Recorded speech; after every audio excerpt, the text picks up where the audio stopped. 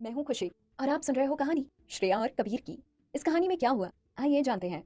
श्रेया को अपनी बाहों में भरे हुए कबीर ने हैरान होकर कहा, कोई बात नहीं, हम इसके बारे में बाद में बात करेंगे। उनके पीछे वो मैनेजर रो रहा था। वो बोला, हम मैं क्या करूंगा। वो मोटा आदमी जमीन पर दुखी होकर बैठा हुआ था। उसे अभी अभी उसके साथ जो कुछ हुआ था उस पर यकीन ही नहीं हो रहा था।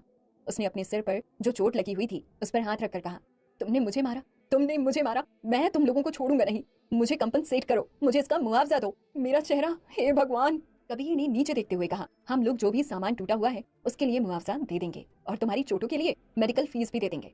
तुम चिल्ला क्यों रहे हो, तुम्हें बस थोड़ी मार पड़ी है और कुछ नहीं। वो मैनेजर हैरान था। वो पहली बार किसी ऐसे आदमी को देख रहा था। कबीर बोला, किसी को बुलाकर जो तुम्हारा नुकसान हुआ है उसका हिसाब करवा लो और बिल कपूर फैमिली को भेज देना। उसके बाद उसने श्रेया को अपनी बाहों में उठा लिया और साथ ही अपने आदमियों को नवी को भी बाहर ले जाने के लिए कह दिया। उसे यकीन ही नहीं हो रहा था कि इन तीन औरतों ने सच में यहाँ पर इतनी मुसीबत खड़ी कर दी थी। वो लोग इस बारे में सोच ही नहीं सकते थे कि ऐसा कुछ भी हो जाएगा, वरना वो कभी उन्हें अकेले इस तरह बाहर नहीं आने देते। अंदर सब लोग उन लोगों को वहां से जाते हुए देखकर भौचक्के थे। अभी अभी यहाँ पर क्या हुआ था, तीन औरतों ने किसी को इतनी बुरी तरह मारा था और सारी चीजें तोड़ दी थी, लेकिन वो बस ऐसे ही यहाँ से चली गई। शायद ऐसा इसलिए था क्योंकि वो लोग बेहद अमीर थे, इसीलिए जो भी नुकसान हुआ वो उसका भुगतान कर सकती थी। इसीलिए वो जितना चाहे जैसा चाहे वैसा नुकसान कर सकती थी।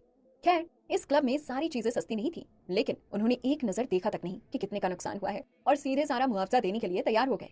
वो मुंह मांगी कीमत देने को तैयार थे। बेशक इन तीन औरतों ने इतना बड़ा बखेड़ा खड़ा किया क्योंकि इनके पीछे इतना तगड़ा बैकअप जो था। जमीन पर पड़े हुए उन टूटे हुए टुकड़ों को देखकर और उस आदमी को वहां पर पड़े रोते हुए देखकर सब लोगों के मुंह खुले के खुले रह गए। किसी ने उस आदमी को उठाकर उसके पैरों पर खड़ा किया और बोला, बस बहुत हो गया, ऐसे जमीन पर पड़े रहना बंद करो। वो लोग पहले ही कह चुके हैं कि वो इसका मुआवजा दे देंगे। तुम एक आदमी हो, लेकिन तुम तीन औरतों से बुरी तरह पिट गए, क्या तुम्हें शर्म नहीं आती। वो आदमी पूरी तरह भौचक्का था। वो बोला, मुझे भी उम्मीद नहीं थी कि ऐसा हो जाएगा। मेरी साली किस्मत ही खराब है। हे भगवान, मेरे चेहरे की तो देखो, बैंड ही बजा दी। सब लोग हैरान परेशान होकर ये सब देख रहे थे। किसी ने कहा, अमीर होना सच में बड़ा मस्त है। बाहर शराब पीकर लड़ने के बाद, इतनी चीजों को तोड़ने के बाद, लोगों को मारने के बाद, फिर भी कोई है जो उनकी सारी गलतियों पर पर्दा डाल देगा। श्रेया और अंकिता को बाहर ले जाकर जबरदस्ती अलग अलग गाड़ियों में बिठा दिया गया। रही बात नवी की, तो कबीर ने पहले ही हर्षवर्धन को सारा किस्सा सुना दिया था। हर्षवर्धन पहले ही वहां पर पहुंच चुका था। जैसे ही उसने नवी को एक बॉडीगार्ड के साथ देखा, वो तुरंत उसके पास आ गया और जल्दी से उसे खुद पकड़ लिया। हर्षवर्धन ने पूछा, क्या हुआ। शैलेश गुप्ता बोला, ज्यादा कुछ नहीं, इन लोगों ने पी हुई थी और अंदर किसी आदमी को पीट दिया। हर्षवर्धन ने एक नजर नवी की तरफ देखा और उसके बाद सीधा उसे कार में बिठा दिया। ये औरतें, एक बात तो पक्की है, इन्हें कभी भी अकेले साथ में नहीं छोड़ना चाहिए। इस तरह वो तीनों अलग अलग गाड़ियों में वहां से अपने अपने रास्ते चली गई। घर पहुंचने के बाद श्रेया को कोई अंदाजा नहीं था कि उसके साथ क्या हुआ था और वो आते ही तुरंत सो गई। अगले दिन कबीर ने उसे सुबह जल्दी उठा दिया और बोला, श्रेया उठो, उठने का टाइम हो गया है, जल्दी उठ जाओ। श्रेया ने तुरंत अपनी आंखें खोली और बोली, मेरा सिर दर्द हो रहा है। कबीर ने उसकी तरफ देखा और बोला, तो तुम्हें अभी भी ये पता है कि तुम्हारा सिर दर्द हो रहा है, क्या तुम फिर से लापरवाह होकर बाहर जाकर आसमान सिर पर उठाओगी। श्रेया को तुरंत याद आ गया कि कल क्या हुआ था। वो बोली, हम लोगों ने क्या किया। कबीर बोला, क्या तुम्हें अपने किए की जरा से भी शर्मिंदगी नहीं है। तुम तीनों ने मिलकर किसी को इतनी बुरी तरह मारा। कबीर को खुद भी ये बहुत अजीब लग रहा था। तीन औरतें एक आदमी को मारते हुए। उसके बाद श्रेया को आखिरकार सब कुछ याद आ गया। उसे एक पल के लिए बहुत ही ऑकवर्ड फील हुआ और वो बोली, बिल्कुल भी नहीं, तो अब हम क्या करेंगे। कबीर ने पूछा, लड़ाई की शुरुआत उसने की और तुम लोग बस रिएक्ट कर रहे थे, है ना। कबीर जानता था कि श्रेया बिना मतलब कभी किसी लड़ाई में नहीं पड़ेगी। उस वक्त उसने पी हुई थी और शायद इसीलिए वो खुद को कंट्रोल नहीं कर पाई होगी। श्रेया जल्दी से बोली, आई एम सॉरी, असल में उसने कुछ किया नहीं था, वो बस बहुत ही घटिया बातें कर रहा था, वो बहुत ही वल्गर हो रहा था, इसलिए मैं खुद को कंट्रोल नहीं कर पाई। कबीर ने श्रेया के सिर पर हाथ रखते हुए कहा, दोबारा ऐसा मत करना। श्रेया जल्दी से बोली, हाँ हाँ, मैं कभी दोबारा ऐसा नहीं करूंगी। उसके बाद कबीर बोला, अगर कुछ ऐसा हो भी तो तुम बॉडीगार्ड से कहकर उसे पिटवा दो। तुमने खुद ऐसा क्यों किया। अगर वो तुमसे बेहतर फाइटर होता और तुम मुसीबत में पड़ जाती तो। श्रेया एकदम से हैरान हो गई। तो कबीर उस बात के लिए ब्लेम नहीं कर रहा था कि उसने किसी को मारा था। श्रेया ने हैरान होकर पूछा, क्या तुम इस बात से नाराज नहीं हो कि मैंने किसी को मारा। कबीर बोला, तुमने उसे फालतू में तो नहीं मारा, तुमने उसे इसलिए मारा क्योंकि वो पहले बकवास कर रहा था। कबीर बोला, मैं इतना भी गरीब नहीं हूँ कि मैं इतने से पैसे भी उसे ना दे सकूं। मेरी वाइफ को सिर्फ पैसों की वजह से अपनी फीलिंग्स को दबाने की जरूरत नहीं है। अगर मुझे उसे कंपनसेट करना पड़ा तो मैं कर दूंगा, तुम बस अपना ख्याल रखो। श्रेया ने कबीर की तरफ देखा। वो इतना अच्छा था कि उसका दिल पसीज रहा था। चाहे जो भी हो, उसे आगे से ये सब करना अवॉइड करना चाहिए। कबीर के लाड़ प्यार की वजह से ही उसने उस वक्त ये नहीं सोचा कि जो वो कर रही है उसका नतीजा क्या हो सकता है। पहले वो जरूर इस सब के बारे में सोचती, लेकिन शायद कोई एक्शन नहीं लेती। लेकिन उसे अब सच में ऐसा लग रहा था कि अमीर होने के साथ ही ये सब करने की उसकी हिम्मत भी बढ़ गई थी। कबीर बोला, लेकिन अगर तुमने अगली बार इतनी शराब पीने की हिम्मत की तो मैं डेफिनेटली तुम्हें छोड़ूंगा नहीं। श्रेया जल्दी से प्यार से मुस्कुराते हुए बोली, नहीं नहीं, मैं कभी इतनी नहीं पीऊंगी। कबीर ने उसके कंधे पर हाथ रखकर कहा, क्या तुम जानती हो कि आज कौन सा दिन है। श्रेया ने थोड़ी देर सोचा और फिर, मुझे लगता है आज हमें पितृ पूजा के लिए घर जाना है। उसके बाद वो एकदम से उठकर खड़ी हो गई और बोली, अरे नहीं, मुझे तो यकीन ही नहीं हो रहा है कि मैं इस बारे में भूल गई। हे भगवान। कबीर ने श्रेया की तरफ से और हैरान होकर अपना सिर हिला दिया। वो बोला, कोई बात नहीं, तुम्हें जाने की जरूरत नहीं है, तुम घर पर ही रुको और आराम करो। मैं मॉम से कह दूंगा कि तुम्हारी तबीयत ठीक नहीं है। लेकिन श्रेया ऐसा कैसे होने दे सकती थी। वो जल्दी से बोली, बिल्कुल भी नहीं, मुझे आराम की जरूरत भी नहीं है, छोड़ो, ये सब कुछ मेरी वजह से हुआ है, तो मुझे तो जाना ही चाहिए। वैसे भी मैं पहली बार ऐसी कोई पूजा अटेंड करने वाली हूँ, बेशक मुझे जाना चाहिए। ये कहकर श्रेया जल्दी से बेड से कूदकर खड़ी हो गई और नहाने के लिए चली गई। कपूर फैमिली के लोग दो हिस्सों में बटे हुए थे। एक ग्रुप ऊपर पूजा करने के लिए जाने वाला था और सारी औरतें नीचे चाय पीने के लिए रुकने वाली थी। पूजा वाली जगह पहुंचने के बाद श्रेया को ये रियलाइज हुआ कि उधर ऊपर एक बहुत ही सुंदर पहाड़ था, नीचे एक पार्क था जहाँ पर इस वक्त कपूर फैमिली के लोग थे, इसीलिए उस एरिया की सिक्योरिटी टाइट कर दी गई थी। असल में उस एरिया को बाहर वालों के लिए ब्लॉक नहीं किया गया था, लेकिन उस पार्क के चारों तरफ बॉडीगार्ड्स खड़े थे और अंदर कपूर फैमिली के लोग थे, इसीलिए साफ तौर पर लोग ये देख सकते थे कि वो लोग कोई आम लोग नहीं है। इसी वजह से लोगों ने अंदर आने की हिम्मत नहीं की। इससे पहले कि सारे आदमी पूजा के लिए ऊपर जाते, कबीर ने श्रेया की तरफ देखा। उसे देखकर लग रहा था कि वो अभी भी ढंग से होश में नहीं है। उसने पूछा, क्या हुआ, क्या तुम्हारा सिर अभी भी भारी है? श्रेया बोली, नहीं, मैं ठीक हूँ, अब इतना दर्द नहीं हो रहा है। लेकिन ये जगह, क्या ये बहुत पुराना मंदिर है? मुझे कुछ याद क्यों नहीं आ रहा है? वहाँ का नजारा बहुत ही खूबसूरत था और हवा भी एकदम ठंडी चल रही थी। वो जगह सच में बहुत ही सुंदर थी। कबीर ने कहा, ऊपर हमारा पुराना मंदिर है, कपूर फैमिली ने नीचे वाला ये पार्क तो ठीक करवा दिया था, यहाँ लोग भी आ सकते हैं, लेकिन उस मंदिर में जाना सबको अलाउड नहीं है, इसलिए ऊपर जाने का रास्ता अभी बंद कर दिया गया है और किसी को उधर जाने की इजाजत नहीं है। श्रेया बोली, वाह, तो मतलब ये है कि ये पूरा माउंटेन कपूर फैमिली का है? कबीर बोला, हाँ, सही कहा। श्रेया को सच में ये उम्मीद नहीं थी कि पार्क भी इतना बड़ा होगा, लेकिन इस बारे में सोचने के बाद उसने सोचा, बेशक क्यों नहीं, ये लोग इतने अमीर थे तो इनका पूजा करने का तरीका भी उतना ही शानदार होगा। इन्होंने अपने पितरों के लिए ये पूरा पहाड़ लेकर ऊपर मंदिर बनवाया हुआ था, कमाल है। इस कहानी में आगे क्या हुआ जानने के लिए सुनते रहिए कहानी के आने वाले एपिसोड्स। मैं हूँ खुशी और आप सुन रहे हो कहानी श्रेया और कबीर की। इस कहानी में आगे क्या हुआ, आइए जानते हैं। श्रेया बोली, तुम्हारी फैमिली हद से ज्यादा अमीर है, क्या ऊपर वो मंदिर भी बहुत ही लग्जूरियस है? कबीर ने हैरान होकर कहा, लग्जूरियस? तुम्हें क्या लगता है वो एक होटल है? कबीर उसे अपने साथ साइड में ले गया और ऊपर दिखाते हुए बोला, वो देखो, उधर वो मंदिर है। उधर पहुंचने के बाद तुम देखोगी कि एक बड़ा सा रास्ता है जिसके दोनों तरफ खूब सारे पेड़ हैं, बाहर गार्ड्स भी हैं। फिर मंदिर के पीछे अच्छा खासा गार्डन है और उसके ठीक पीछे एक झील भी है। वो ज्यादा बड़ी नहीं है, जहाँ तक मुझे पता है उसे 1930 में बनवाया गया था। आज तक वो एकदम सही सलामत है। श्रेया की तो बोलती ही बंद हो गई। उसने कबीर की तरफ देखा और बोली, ये सुनने में तो किसी राजा महाराजाओं की शान शौकत की तरह लग रहा है। कबीर ने उसकी तरफ घूरते हुए देखा। उसके बाद वो दोनों साथ में बैठ गए और एक दूसरे से बातें करने लगे। साइड से किसी ने आकर उन्हें कुछ स्नैक्स सर्व किए। श्रेया के सिर में अब दर्द नहीं हो रहा था। उसने चाय पीते हुए आसपास वो नजारा देखा। तभी उसे एकदम ऐसा लगा कि शायद उसकी आंखें धोखा खा रही हैं। लेकिन जब उसने ध्यान से देखा तो बाहर सच में काफिया इस वक्त उन्हीं की तरफ चलकर आ रही थी। काफिया ने ये पता करवा लिया था कि आज कपूर फैमिली के लोग यहाँ पर आने वाले हैं। दूर से ही उसने कपूर फैमिली की गाड़ियों को भी लाइन में खड़े हुए देख लिया था। जब उसने ध्यान से देखा तो जैसे कि उसे उम्मीद थी, कपूर फैमिली के बॉडीगार्ड्स रास्ता साफ करवा रहे थे और अंदर कपूर फैमिली के मेंबर्स बैठे हुए थे। काफिया अंदर ही अंदर बहुत अकड़ में थी और वो इस बात से बहुत खुश थी कि आखिरकार उसने इन लोगों को एक साथ पकड़ लिया। वो जानती थी चाहे कपूर फैमिली को उसका उनके घर आना पसंद नहीं था, लेकिन फिर भी वो हमेशा घर पर तो नहीं रह सकते थे ना। अब जब उन्हें बाहर आना ही पड़ा तो काफिया उनसे मिलने से पीछे कैसे हट सकती थी। वो दूर से कबीर को भी देख सकती थी। एक नजर में ही उसने कबीर को पहचान लिया। तभी जैसे कि उसे उम्मीद थी, उसने देखा कि श्रेया भी उसके साथ ही बैठी थी।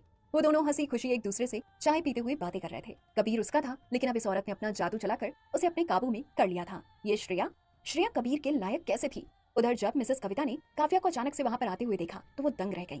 उन्होंने तुरंत एक नजर कबीर की तरफ देखा और उसके बाद मुड़कर काफिया की तरफ। उसके बाद वो तुरंत गार्ड से बोली, जाओ जाकर पता लगाओ कि यहाँ पर ये क्या हो रहा है। जब बॉडीगार्ड्स काफिया की तरफ आने लगे तो काफिया बेशर्मी से बोली, मुझसे दूर रहो, इस वक्त मेरे पेट में कपूर फैमिली का खून है। अगर तुमने मुझे हाथ लगाने की हिम्मत भी की तो तुम डेफिनेटली बहुत पछताओगे। वो बॉडीगार्ड्स भौचक्के रह गए और उन्होंने जल्दी से मुड़कर कबीर की तरफ देखा। श्रेया उठकर खड़ी हो गई। कबीर ने उसका हाथ पकड़कर कहा, चिंता मत करो। श्रेया ने कबीर की तरफ देखा और धीरे से अपना सिर हिला दिया। कबीर के साइड में खड़े हुए उसे ज्यादा चिंता नहीं हो रही थी। वो बस ये नहीं चाहती थी कि काफिया कपूर फैमिली की गैदरिंग को बर्बाद कर दे। काफिया तुरंत बोली, आंटी आंटी, मैं कबीर के बच्चे की माँ बनने वाली हूँ, आप मुझे एक उंगली तक नहीं लगा सकती। मिसेस कविता ने हैरान होकर कबीर की तरफ देखा। काव्या की बात सुनने के बाद उन्होंने कंफ्यूज होकर उससे पूछा, आखिर ये चल क्या रहा है? कबीर ने मिसेस कविता की तरफ देखा और बड़े आराम से बोला, मैं आपको ये सब बाद में समझाता हूँ। मिसेस कविता फिर बोली, तो फिर ये? कबीर कुछ कदम चलकर आगे गया और बोला, काव्या तुम यहाँ पर क्या कर रही हो? काव्या ने चिढ़कर कबीर की तरफ देखा और बोली, तुम मेरे बच्चे को अपनाना नहीं चाहते और यहाँ तक कि कपूर फैमिली भी अपने पोते को अपनाना नहीं चाहती। कबीर चिढ़कर बोला, तुम्हें जो सोचना है तुम सोच सकती हो, लेकिन मैं तुम्हें पहले ही बता चुका हूँ कि ये बच्चा मेरा नहीं है। तभी मिसेस कविता पीछे से हैरान होकर बोली, मुझे बताओ कि आखिर ये सब चल क्या रहा है। काव्या ने मिसेस कविता की तरफ देखा तो वो तुरंत फूट फूट कर रोने लगी और बोली, आंटी मेरे पेट में कबीर का बच्चा है, ये कपूर फैमिली का खून है, लेकिन क्योंकि कबीर अब मुझसे प्यार नहीं करता इसलिए वो इस बच्चे को भी नहीं चाहता, वो अपने खुद के बच्चे को नहीं अपनाना चाहता। लेकिन क्या आप भी अपने पोते को नहीं चाहती? मिसेस कविता का दिल दहल गया। उन्होंने कबीर की तरफ देखा। कबीर बोला, मॉम मेरी बात सुनो। कबीर मिसेस कविता को अपने साइड में लेकर गया और जल्दी से उन्हें सारी सिचुएशन एक्सप्लेन कर दी। उसके बाद ही मिसेस कविता को समझ आया कि ये सब हो क्या रहा है। उन्होंने अपना सिर उठाकर कबीर की तरफ देखा और बोली, क्या तुम श्योर हो कि ये बच्चा तुम्हारा नहीं है? कबीर बोला, हाँ मॉम मैं श्योर हूँ। मिसेस कविता के एक्सप्रेशंस सख्त हो गए। काव्या की तरफ देखते हुए वो कुछ कदम चलकर उसके पास आई। काव्या अभी भी रो रही थी। मिसेस कविता बोली, काव्या मुझे उम्मीद नहीं थी कि तुम इस तरह की इंसान होगी। कबीर के बच्चे के साथ प्रेग्नेंट होने के लिए ऐसा तरीका इस्तेमाल करने की तुम सोच भी कैसे सकती हो? काव्या गुस्से से बोली, आपका क्या मतलब है इस तरीके से? अगर कपूर फैमिली हमारे बीच में नहीं आई होती तो मैं और कबीर आज इस हाल में नहीं होते। आंटी आज पूरी कपूर फैमिली यहाँ पर है। मैं कबीर के बच्चे की माँ बनने वाली हूँ, इस फैमिली का सबसे बड़ा पोता। क्या आपकी फैमिली इस बच्चे को अपनाने से इनकार कर देगी? अगर ये बच्चा सच में कपूर फैमिली का सबसे बड़ा पोता होता तो मिसेस कविता सच में उसे अबॉर्ट करवाने में थोड़ा हिचकिचाती। लेकिन अगर काव्या इस बच्चे को जन्म देने वाली थी तो इससे अच्छा तो वो इसे अबॉर्ट ही कर दे। मिसेस कविता बोली, अगर इस बात को एक पल के लिए भूल भी जाऊं कि इस बच्चे का कपूर फैमिली से कोई लेना देना नहीं है, और अगर मैं तुम्हारी बात मान भी लूं तो भी हमें ये बच्चा नहीं चाहिए क्योंकि तुम इस तरीके का मेथड इस्तेमाल करके प्रेग्नेंट हुई हो। काव्या को उम्मीद नहीं थी कि मिसेस कविता सच में ऐसा कहेंगी। वो गुस्से से बोली, आपको ये बच्चा नहीं चाहिए? कोई बात नहीं, क्या आपने दादाजी को इस बारे में बताया? क्या उन्हें भी अपना पड़पोता नहीं चाहिए? मिसेस कविता बोली, हमें उन्हें ऐसी छोटी मोटी बातों के लिए परेशान करने की जरूरत नहीं है। इसके अलावा कबीर पहले से ही ये कह चुका है कि ये बच्चा उसका नहीं है। काव्या चिढ़कर बोली, वो इतना श्योर कैसे है कि ये उसका बच्चा नहीं है? ये इस वक्त पूरी तरह श्रेया के वश में है। ये उम्मीद कर रहा है कि ये बच्चा इसका ना हो, लेकिन ये सच में इसी का बच्चा है। अगर आप इसकी बात सुनेंगी तो आप अपने पोते से हाथ धो बैठेंगी। जरा खुद सोचिए कि श्रेया और कबीर इतने वक्त से साथ में हैं, लेकिन फिर भी अभी तक बच्चा होने का कोई नामो निशान नहीं है। हो सकता है कि श्रेया में ही कोई कमी हो और वो प्रेग्नेंट ना हो सकती हो। अगर इस वक्त आपने इस बच्चे से इनकार कर दिया तो अगर आगे चलकर कबीर का कोई बच्चा नहीं हुआ तो पछताना मत। ये सच था कि मिसेस कविता भी एक पोता चाहती थी, लेकिन वो बस श्रेया से अपना पोता चाहती थी, ना कि इस औरत से जो इस वक्त उनके सामने खड़ी थी। लेकिन पीछे जो कपूर फैमिली के रिश्तेदार थे वो ऐसा नहीं सोचते थे। ऐसी बड़ी फैमिली के लिए वंश आगे बढ़ाना बहुत जरूरी था। इसके अलावा उन्हें श्रेया से कुछ खास लेना देना नहीं था, खास तौर पर कबीर की सबसे बड़ी बुआ निमृत। वो सीधे चलकर उधर आई और बोली, भाभी मुझे लगता है कि जो काव्या कह रही है वो भी सही है। कबीर तुम इतना श्योर कैसे हो सकते हो कि उसके पेट में जो बच्चा है वो तुम्हारा नहीं है? आप जब हम सब लोग यहीं पर हैं तो हमें अंदर चलकर ये सब डिस्कस करना चाहिए। मिसेस कविता ने उन लोगों की तरफ देखा जो दूर से हैरान परेशान होकर इस तरफ देख रहे थे। वो बोली, ठीक है, हम अंदर चलकर इस बारे में बात करते हैं। एक एक करके कपूर फैमिली के सारे लोग इकट्ठा हो गए और उन सब के चेहरों के रंग उड़े हुए थे। दूर से देखकर वो लोग बस इसी बात का अंदाजा लगा रहे थे कि अब उनकी फैमिली में कौन सा बखेड़ा खड़ा हो गया है। मिसेस कविता नहीं चाहती थी कि किसी को भी इस बात की भनक तक पड़े। अगर ये बात बाहर फैल गई तो वो समझ सकती थी कि किस तरीके की अफवाहें फैलेंगी। मिसेस कविता ने घूर कर काव्या की तरफ देखा और फिर बॉडीगार्ड से बोली, मिस काव्या को आराम करने के लिए यहाँ से ले जाओ। काव्या ने तुरंत श्रेया की तरफ देखकर अकड़ से अपना सिर ऊपर उठाया। मिसेस कविता ने श्रेया को अपने पास बुलाया और बोली, श्रेया बेटा तुम चिंता मत करो, हम सब लोग तुम्हारे साथ हैं। ये कपूर फैमिली में अपनी जगह कभी नहीं बना पाएगी। श्रेया बोली, आप चिंता मत करो मॉम, मुझे चिंता नहीं हो रही है, आप टेंशन मत लो। मिसेस कविता बोली, हाँ मैंने ये उम्मीद नहीं की थी कि औरत इतनी चालाक होगी। मुझे शुरुआत से ही इससे नफरत थी, चाहे इसके पेट में कबीर का बच्चा ही क्यों ना हो। मैं इस बच्चे को कभी नहीं अपनाऊंगी। मैं आज नहीं तो कल इस बच्चे को अबॉर्ट करवा दूंगी, और तो और हो सकता है कि ये बच्चा कबीर का हो भी ना। उन्होंने श्रेया की तरफ देखा और बोली, कबीर से नाराज मत होना। श्रेया बोली, इस सब में कबीर की कोई गलती नहीं है, बेशक मैं सही और गलत में फर्क कर सकती हूँ। मिसेस कविता बोली, लेकिन अगर सच में वो कबीर के बच्चे के साथ प्रेग्नेंट है तो फिर भी तुम्हें तो तकलीफ होगी ही, बर्दाश्त कैसे कर सकते हैं। ये कहानी है श्रेया और कबीर की, और इस कहानी में आगे क्या हुआ जानने के लिए सुनते रहिए कहानी के आने वाले एपिसोड्स। मैं हूं खुशी और आप सुन रहे हो कहानी श्रेया और कबीर की। आइए जानते हैं इस कहानी में क्या हुआ। उसके बाद काव्या को पूरी तरह से इग्नोर करते हुए मिसेस कविता अंदर वापस आ गई। काव्या भी अंदर जाना चाहती थी, लेकिन कपूर फैमिली के किसी भी इंसान ने उस पर कोई ध्यान नहीं दिया। उन लोगों ने बस बॉडीगार्ड से उसे वहां से ले जाने के लिए कह दिया और दोबारा मुड़कर एक नजर उसकी तरफ देखा तक नहीं। हालांकि वो जानती थी कि उन्हें बस उसके पेट में पल रहे बच्चे से फर्क पड़ता है, लेकिन काव्या को उन लोगों को अपने साथ इस तरह से बर्ताव करते हुए देखकर बहुत गुस्सा आ रहा था।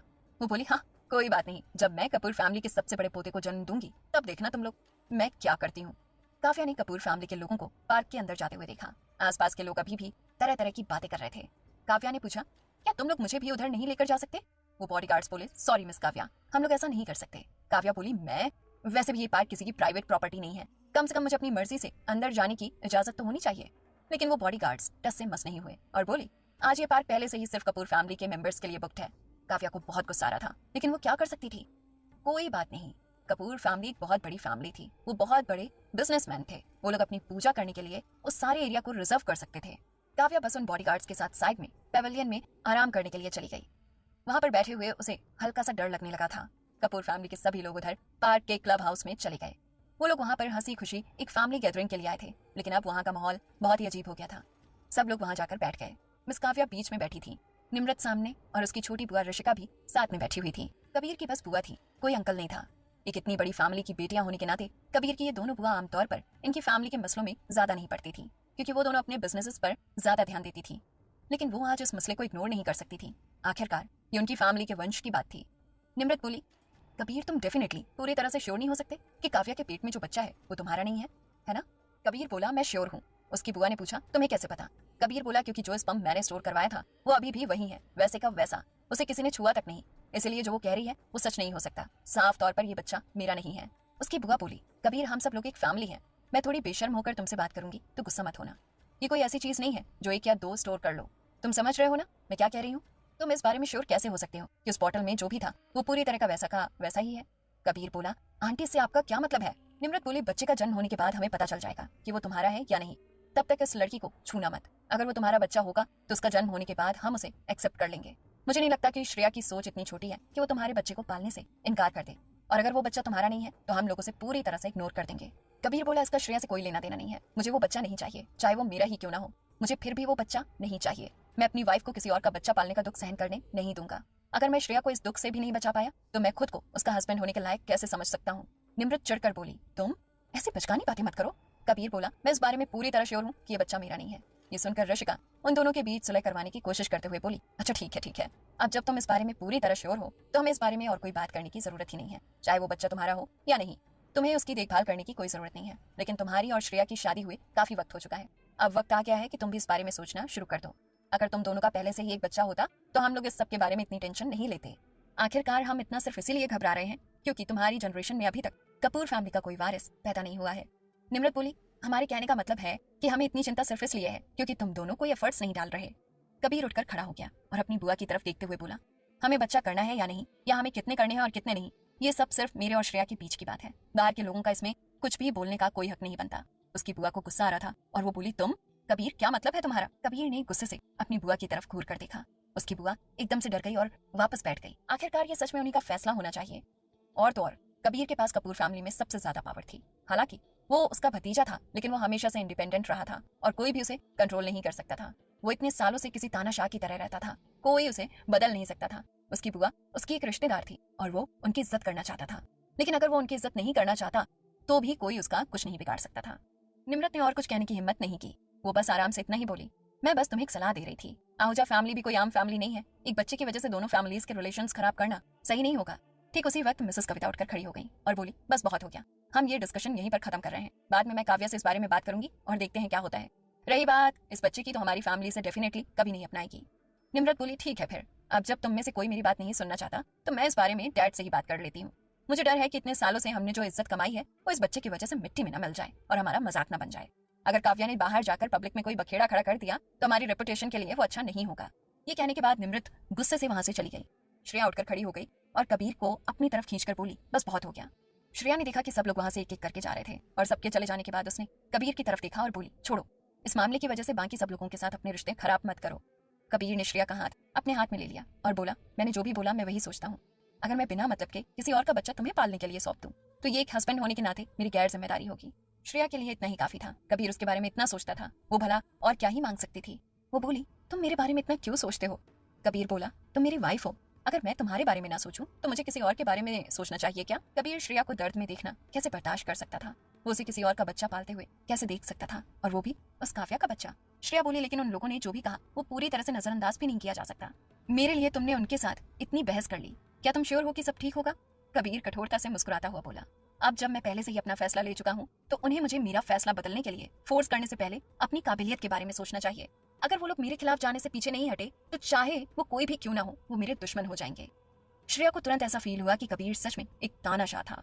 श्रेया ने अपनी नजरें उठाकर कबीर की तरफ देखा और वह उसके चेहरे पर वो शांत एक्सप्रेशन देखकर मंत्रमुग्ध सी हो गई। वो सच में बहुत हैंडसम था। कबीर बोला, और रही बात काव्या की, तो हमें उसकी परवाह करने की कोई जरूरत नहीं है। वो हमारा कुछ नहीं बिगाड़ सकती। अगर उसे उस बच्चे को जन्म देना है तो दे दे, चाहे जो भी हो, वो बच्चा मेरा नहीं होगा। ये कहानी है श्रेया और कबीर की, और क्या हुआ इस कहानी में आगे जानने के लिए सुनते रहिए कहानी के आने वाले एपिसोड्स। मैं हूँ खुशी और आप सुन रहे हो कहानी श्रेया और कबीर की। आइए जानते हैं इस कहानी में क्या हुआ। श्रेया ने पूछा, तुम इतनी श्योर कैसे हो सकते हो? क्या तुमने सच में गलती से कभी उसके साथ? श्रेया ने जानबूझकर उससे ऐसा सवाल पूछा। कबीर हंसते हुए बोला, चिंता मत करो, तुम हर रोज रात में मेरा कचूमर निकाल देती हो। अगर मैं किसी और के पास गया तो भी मेरे अंदर कुछ नहीं बचा होगा। श्रेया ने घूर कर कबीर की तरफ देखा। कबीर ने उसका हाथ पकड़ लिया और बोला, चलो बाहर चलते हैं। श्रेया बोली, ठीक है, अब मैं भी उसके बारे में नहीं सोचूंगी। वो दोनों आखिरकार बाहर निकल गए। बाकी की फैमिली ने उन दोनों को वॉक पर जाने के लिए वहां से जाते हुए देखा। दिल ही दिल में उन लोगों को कबीर बहुत पसंद था और वो उसकी बहुत इज्जत करते थे, क्योंकि वो हमेशा अपने उसूलों पर खड़ा रहता था। आज भी वो सच में अपने उसूल पर अड़ा रहा और वो इस बात से भी पीछे नहीं हटा कि उसे वो बच्चा नहीं चाहिए। यहाँ तक कि उसने खुद अपनी बुआ तक की भी नहीं सुनी। लेकिन ये भी सच था कि कपूर फैमिली में कोई भी उसके खिलाफ जाने की हिम्मत नहीं कर सकता था। हालांकि वो सब लोग एक ही फैमिली से थे, वो सब लोग कपूर खानदान से थे और कबीर अपने खुद के रिश्तेदारों को नुकसान नहीं पहुंचा सकता था। लेकिन फिर भी अगर वो लोग उसके खिलाफ गए तो नुकसान उन्हीं का होगा और बदले में उन्हें कुछ नहीं मिलेगा। उन लोगों को बस श्रेया से जलन हो रही थी कि उनके पास कबीर जैसा शानदार आदमी उसे प्रोटेक्ट करने के लिए था। वो हर हाल में श्रेया के साथ खड़ा था। शायद वो इस दुनिया की इकलौती ऐसी औरत होगी जिसे कबीर अपने दिलो जान से प्रोटेक्ट करना चाहता था। श्रेया सच में बहुत ही लकी थी। उधर मिसेस कविता पेवेलियन में आई और काव्या की तरफ देखा। ये देख करके मिसेस कविता वहां पर थी। काव्या अभी भी उनके सामने अपनी इमेज अच्छी दिखाना चाहती थी। वो बोली, आंटी हेलो। मिसेस कविता बेझिझक बोली, मुझे आंटी मत कहो, मैं तुम्हारी आंटी नहीं हूँ और ना ही मेरा तुमसे कोई और भी रिश्ता है। जैसे ही काव्या ने ये सुना, उसका चेहरा तुरंत उतर गया और उसके मन में कड़वाहट आ गई। मिसेस कविता बोली, चाहे ये बच्चा जिस मर्जी का क्यों ना हो, कबीर इसे पालने में तुम्हारा साथ नहीं देगा। अभी भी वक्त है, तुम्हें इस बच्चे को अबॉर्ट कर देना चाहिए, वरना एक बार अगर तुमने इसको जन्म दे दिया तो चाहे इसका पिता कोई भी क्यों ना हो, कोई भी इसे पालने में तुम्हारी मदद नहीं करेगा। तुम्हें अकेले ही इस बच्चे का बोझ संभालना होगा। काव्या हैरान थी। वो बोली, आप मेरे साथ ऐसा नहीं कर सकती। ये बच्चा कपूर फैमिली का वारिस है। मुझे तो यकीन नहीं हो रहा है कि कपूर फैमिली अपने वारिस को सड़कों पर धक्के खाने के लिए छोड़ देगी। मिसेस कविता बोली, तुम्हें पता होना चाहिए कि कबीर कैसा इंसान है। एक बार जब उसने कह दिया कि वो इस बच्चे को नहीं अपनाएगा तो इसका मतलब वो नहीं अपनाएगा। काव्या को अपने कानों पर भरोसा नहीं हो रहा था। अगर वो कोई और औरत होती तो वो फिर भी भरोसा कर लेती, लेकिन ऐसा हो ही नहीं सकता था कि कबीर अब उसके लिए इतना पत्थर दिल ना हो। शायद एक बार उसके बच्चे को जन्म देने के बाद वो इस तरीके से ना सोचे। अपने बच्चे को अपने सामने देखने के बाद शायद उसका मन बदल जाए और वो उसे अपना ले। लेकिन मिसेस कविता आगे बोली, अगर तुम इस बच्चे को अबॉर्ट करने के लिए तैयार हो तो मैं तुरंत इस देश के बेस्ट डॉक्टर को तुम्हारा ऑपरेशन करने के लिए हायर कर लूंगी और डेफिनेटली मैं इसके लिए तुम्हें कंपनसेट भी करूंगी। तुम आहूजा फैमिली की बेटी हो, इसलिए मैं जानती हूँ कि तुम्हें कंपनसेशन में जरा से पैसों से कोई फर्क नहीं पड़ेगा। मैं तुम्हें एक पूरा शॉपिंग मॉल मुआवजे के तौर पर देने को तैयार हूँ और ये काफी अच्छा सौदा है। जैसा कि कपूर फैमिली से उम्मीद थी, उन्हें पैसों की कोई कमी नहीं थी। काव्या हंसते हुए बोली, अब जब आप खुद ये कह रही हैं कि इस बच्चे में कपूर फैमिली का खून नहीं है, तो आप फिर भी मुझे कंपनसेशन क्यों दे रही हैं? आप इतनी दयावान हो रही हैं और इसी से मैं और भी ज्यादा श्योर हूँ कि ये बच्चा डेफिनेटली कबीर का ही है। मिसेस कविता बोली, हे फालतू में अपना दिमाग मत चलाओ। मैं तुम्हें ये कंपनसेशन सिर्फ इसलिए दे रही हूँ क्योंकि मैं नहीं चाहती कि इस छोटे से मसले की वजह से दोनों परिवारों के बीच का रिश्ता खराब हो जाए। मिसेस कविता को लग रहा था कि इतने से पैसे खर्च करना कोई बड़ी बात नहीं थी, वरना अगर काव्या लगातार कबीर को इसी तरह परेशान करती रही तो फिर उसके लिए मुसीबत खड़ी हो जाएगी। बेहतर होगा कि एक बार में सारा मामला खत्म हो जाए। और तो और बहुत सारे लोग उसके और कबीर के रिश्ते के बारे में जानते थे। अगर काव्या ने ये सब बाहर किसी को बता दिया या पब्लिक में जाकर कोई बखेड़ा खड़ा कर दिया तो कबीर की रेप्यूटेशन पर उसका बहुत बुरा असर पड़ेगा। कबीर की रेप्यूटेशन के सामने ये जरा से पैसे उनके लिए कुछ भी नहीं थे।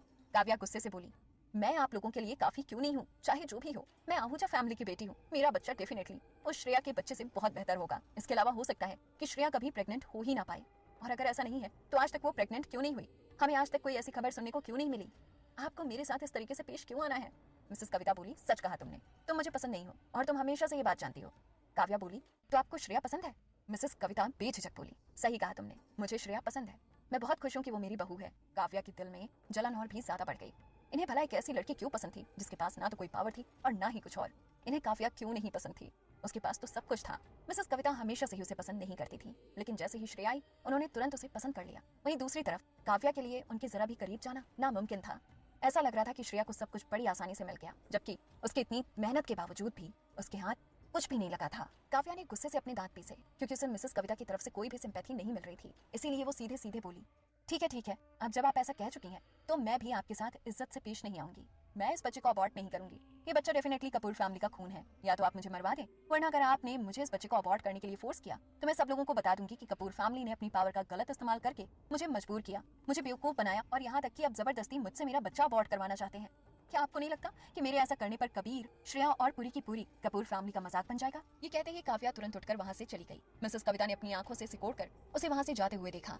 ये घटिया लड़की, कोई इतना नीचे कैसे गिर सकता है? पूरी फैमिली के कपूर फैमिली के बंगले में वापस आ जाने के बाद मिसेस कविता ने रसोई घर में शेफ्स को खास तौर पर इंस्ट्रक्शन दी कि श्रेया के लिए और भी ज्यादा खाना बनाओ, वरना आज इतना गुस्सा करने की वजह से उसकी बॉडी पर असर पड़ सकता है। उधर लिविंग रूम में आशिमा ने श्रेया की तरफ देखा और बोली, भाभी आज जो कुछ भी हुआ उसके बारे में मुझे पता चला। आशिमा आज उन लोगों के साथ पूजा के लिए नहीं गई थी क्योंकि वो अपने काम में बिजी थी। श्रेया ने अपने कंधे उचकाते हुए कहा, छोड़ो वो सब, कोई बड़ी बात नहीं है। आशिमा बोली, हाँ सच कहूँ तो ये कोई बड़ी बात नहीं है, लेकिन अगर वो काव्या सच में कोई परेशानी खड़ी करने की कोशिश करेगी तो आप चिंता मत करो, हम सब लोग आपके साथ हैं। श्रेया ने आशिमा की तरफ देखा और बोली, थैंक यू आशिमा। आशिमा ने कहा, हम सब लोग एक फैमिली हैं, हमारे बीच में कोई फॉर्मेलिटी नहीं होनी चाहिए। और वैसे भी भाभी, ये सब कुछ मेरे भाई के पास रिलेशनशिप की वजह से हो रहा है। वापस जाकर उन्हें अच्छे से सबक सिखाना, उनसे कहना कि अपने पुराने रिश्तों को ढंग से निपटा दे। अगर आप अंदर ही अंदर कुटती रही तो उसका कोई फायदा नहीं होगा। श्रेया बोली, हाँ हाँ मैं उसे नहीं छोड़ूंगी। श्रेया ने मन ही मन सोचा कि अगर वो भी प्रेग्नेंट हो जाती तो शायद हालात इतने नहीं बिगड़ते, लेकिन तभी उसने अपने दिमाग के घोड़ों को लगाम देते हुए सोचा कि ये सब सोचने का क्या फायदा। उसे ये सब सोचते हुए शर्म आ रही थी। वो सच में अब प्रेगनेंसी के बारे में सोचने लगी थी। आशिमा बोली, बाय द वे, चीजों के बारे में जरूरत से ज्यादा सोचना बंद करो। चलो आज रात को साथ में बोलिंग करने चलते हैं। श्रेया ने पूछा, आज रात को? आशिमा बोली, हाँ, थोड़ी एक्सरसाइज करना हेल्थ के लिए अच्छा है। हमारी फैमिली ने एक नया मॉल खोला है और उसका पूरा 6th फ्लोर एक एक्सरसाइज एरिया है। भाई को भी अपने साथ ले चलेंगे। श्रेया बोली, जरूर चलेंगे, लेकिन कबीर के बिना। आशिमा बोली, अगर हमने भाई को साथ चलने के लिए नहीं कहा तो भूल जाओ, भाई गुस्सा करते हैं। अगर मैं आपके साथ अकेले बाहर जाऊंगी तो वो डेफिनेटली नाराज हो जाएंगे। बेहतर होगा हम उन्हें इनवाइट कर ले, वरना मैं उनका गुस्सा नहीं झेल पाऊंगी। श्रेया बोली, बिल्कुल भी नहीं, वो इतना भी डरावना नहीं है। आशिमा बोली, आपके लिए नहीं है ना, लेकिन बाकी लोगों के लिए तो वो राक्षस हैं, यहाँ तक कि खुद अपनी बहन के लिए भी। श्रेया मुंह बनाकर बोली, तुम कुछ ज्यादा ही बढ़ा चढ़ाकर बोल रही हो। तुम तो ऐसे कह रही हो जैसे मेरे साथ तो वो बहुत अच्छे से पेश आता है। आशिमा बोली, हाँ, जितना हमें नजर आता है ना वो आपके साथ बहुत अच्छे हैं। श्रेया बोली, ये तुम्हें नजर आता है, तुम लोगों ने अभी तक ये नहीं देखा कि जब वो मुझ पर गुस्सा करता है तो कैसे करता है। आशिमा बोली, जब वो आप पर गुस्सा करता है ये कब होता है? ये कहानी है श्रेया और कबीर की, और इस कहानी में क्या हुआ जानने के लिए सुनिए कहानी के आने वाले एपिसोड्स। ये कहानी है श्रेया और कबीर की, और इस कहानी में आगे क्या हुआ आइए जानते हैं मेरे यानी खुशी के साथ। श्रेया का चेहरा और भी लाल हो गया। वो बोली, आशिमा तुम भी कुछ भी बोलती हो। ठीक उसी वक्त कबीर अंदर आ गया। वो बोला, तुम दोनों बड़ी खुश लग रही हो, आखिर किस बारे में बात कर रही हो? आशिमा बोली, हाँ भाई, हम लोग साथ में बोलिंग जाने की बात कर रहे हैं, आप भी हमारे साथ चलो, हम जो नया मॉल खुला है वहाँ पर जाने की सोच रहे हैं। कबीर बोला, ठीक है। उसने भी सोचा कि बाहर जाना एक अच्छा आइडिया है, उससे श्रेया का मूड भी ठीक हो जाएगा। हालांकि वो दोनों एक दूसरे पर भरोसा करते थे, लेकिन सिचुएशन ही ऐसी थी कि किसी को भी अनकंफर्टेबल लगता। उसे खुद को अंदर ही अंदर अजीब लग रहा था, तो श्रेया को तो लगना ही था। ये सुनते ही आशिमा तुरंत उठकर खड़ी हो गई और कार निकालने चली गई। जाते जाते वो श्रेया से बोली, देखा भाभी, अगर आप मेरे साथ चल रही हैं तो भाई कहीं भी चल लेंगे। श्रेया ने पूछा, क्या मतलब है तुम्हारा? आशिमा बोली, पहले भाई खाना खाने के लिए भी बाहर चलने को राजी नहीं होते थे, बोलिंग करना तो बहुत दूर की बात है। वो हमेशा बेझिझक कह देते थे कि उनके पास टाइम नहीं है, वो कभी अकेले भी बाहर मस्ती करने नहीं जाते थे।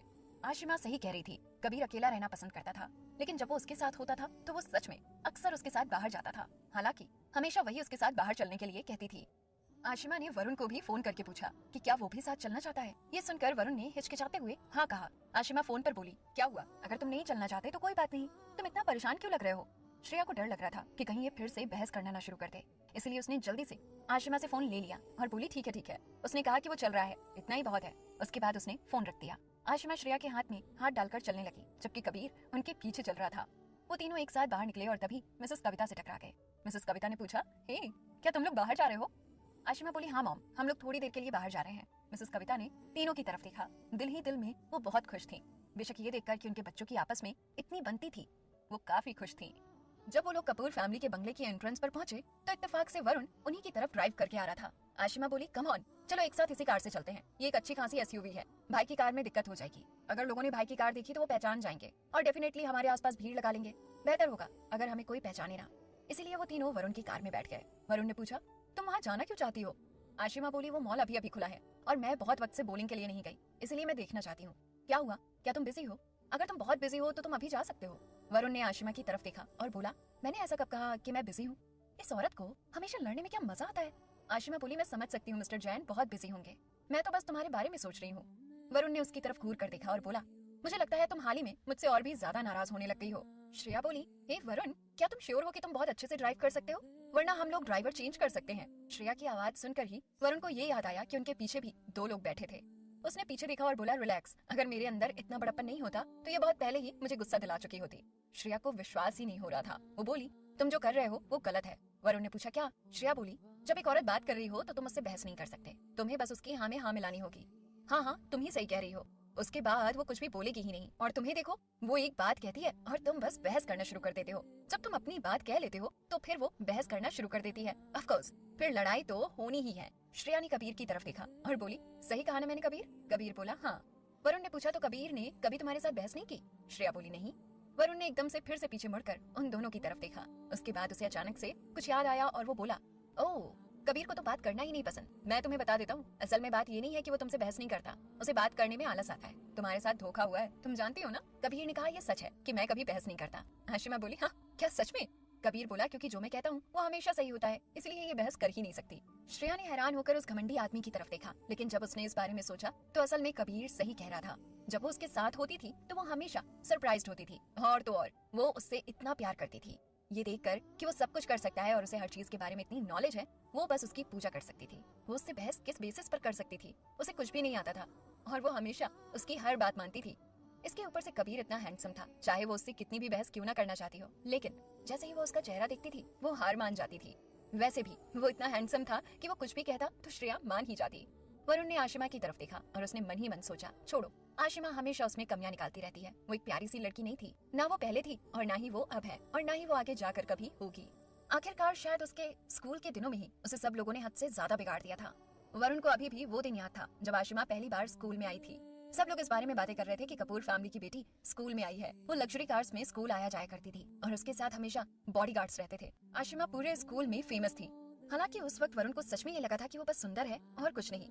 उसने उम्मीद नहीं की थी कि आशिमा अपने पहले एग्जाम में ही सारे सब्जेक्ट्स में टॉप कर लेगी और पूरे स्कूल में हाईएस्ट स्कोरिंग स्टूडेंट बन जाएगी। शुरुआत में वरुण को अपने ग्रेड से ज्यादा फर्क नहीं पड़ता था, लेकिन उस वक्त उसे सच में ऐसा लगता था कि उसकी बहुत बुरी तरह से बेइज्जती हुई है, क्योंकि सब लोग ये कहने लगे थे कि वरुण, हमारे स्कूल में बस एक तुम ही हो जो आशिमा को हरा सकते हो। तुम्हारा फैमिली बैकग्राउंड उसके फैमिली बैकग्राउंड से मैच करता है और तुम्हारे ग्रेड्स भी कर सकते हैं। अगर तुम इसे नहीं हरा सकते तो हम लोग तो इसे हराने की सोच भी नहीं सकते। लेकिन जितना ही वो उसे हराने की कोशिश करता था, उतनी ही वो और भी ज्यादा स्ट्रांग होती जा रही थी। बेशक धीरे धीरे आशिमा उसकी आंखों में खटकने लगी। उसे उसके बारे में कुछ भी अच्छा नहीं लगता था। उसमें अच्छा था ही क्या? वो इतनी घमंडी थी, बिल्कुल भी लड़कियों की तरह नहीं रहती थी और जरा सी भी वीकनेस शो ही नहीं करती थी। वो बेड में भी ऐसी ही थी। तभी आशिमा बोली, छोड़ो भाभी, आपको क्या लगता है ये इतना समझदार है जितना मेरा भाई? इस जिंदगी में ये कभी मेरी बात नहीं मानेगा। वरुण बोला, तुम मेरी बात क्यों नहीं मान लेती? मैं तुम्हारी ही बात क्यों मानूं?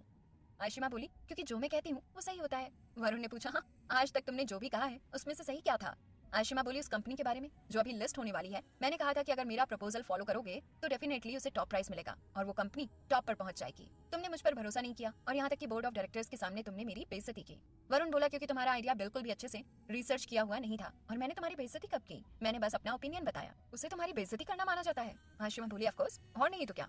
अगर तुम्हें मुझसे कोई दिक्कत है तो तुम अकेले में मुझसे कह सकते हो। हम दोनों में से एक प्रेसिडेंट है और दूसरा वाइस प्रेसिडेंट। क्या तुम्हें लगता है कि इतने सारे लोगों के सामने बहस करना अच्छा लगता है? उनके पीछे बैठी हुई श्रेया ये सब सुनकर हैरान हो रही थी। वो दोनों बहुत ही जिद्दी थे।